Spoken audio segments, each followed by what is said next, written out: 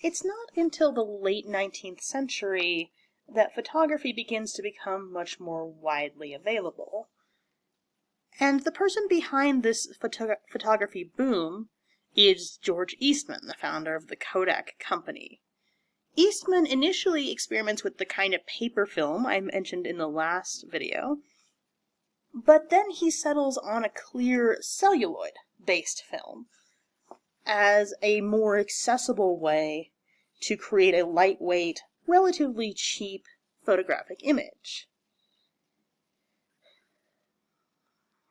By the end of the 1800s and in the early 1900s, Kodak was the dominant company in the photography business. In the year 1900, they released the first version of their famous Brownie camera, and this really allows photography to go from the hobby of the wealthy inventor, or the wealthy tinkerer, or from the professional to the hobbyists. It's in the first decades of the 1900s, that the idea of a snapshot, an ordinary photograph of ordinary life taken by an amateur rather than a professional, is born. When it was released in 1900, the Kodak Brownie company cost $1 for the camera, and refills of film cost 15 cents each. At this time, Kodak was an all-inclusive company. It was unusual for hobbyist photographers, although not unheard of, to have their own darkrooms. Many more casual photographers would take their pictures, and at this time a roll of film could include as many as 100 exposures, and you would ship your whole camera back to Kodak, who would take the old film out, develop the images, print your pictures, reload your camera with new film, and ship everything back to you. So this was a very, very low-tech kind of solution for somebody that didn't have the space or the know-how to deal with the chemicals required to develop film.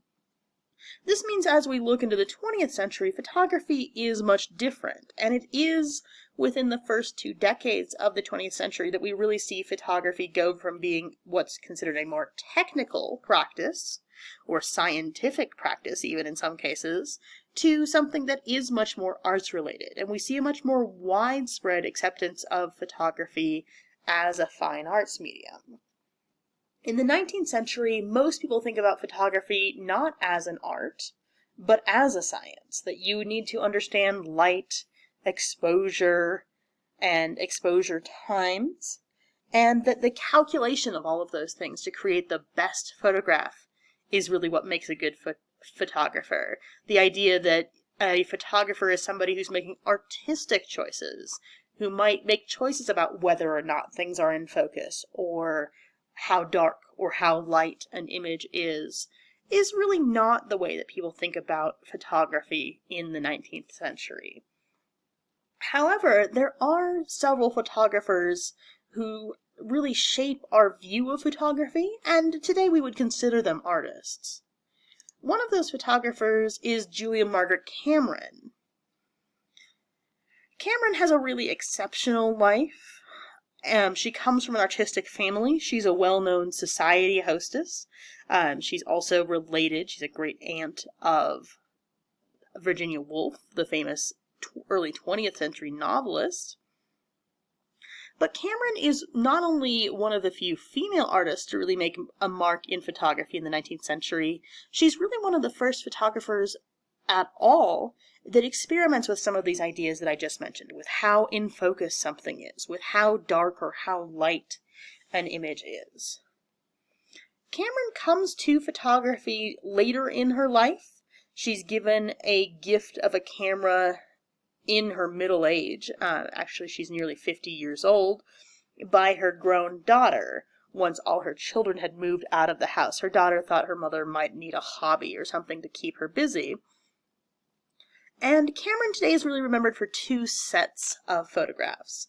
She was acquainted with or friends with many famous literary figures of the mid to late 19th century, and in many cases the photographs she takes of these figures, people like Alfred Lord Tennyson, are the only photograph of these people. So on one hand, her work is incredibly valuable to us as a documentary source. What did famous, particularly writers and authors, look like in the 19th century?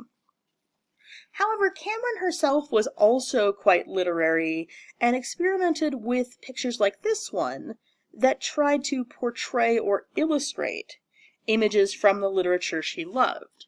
So this image features a character from Shakespeare's play Hamlet, and Cameron here has intentionally slightly blurred the image to give us that sense of transitoriness, or that sense of passing that we get from the character of Ophelia, who commits suicide about halfway through the play. At the time, her work was considered often inexpert, or it was even kind of scoffed at by men who considered the best photograph to be the one with the greatest area in focus. But Cameron herself had a firm belief in her work and faithfully registered every piece with the patent office. This is incredibly useful for art historians because we know what the photograph looked like, what she called it, when she took it, and it gives us a really good documentary record of her work. And today, Cameron is often cited by contemporary photographers as one of their strong influences, and her work is absolutely today regarded as a work of art.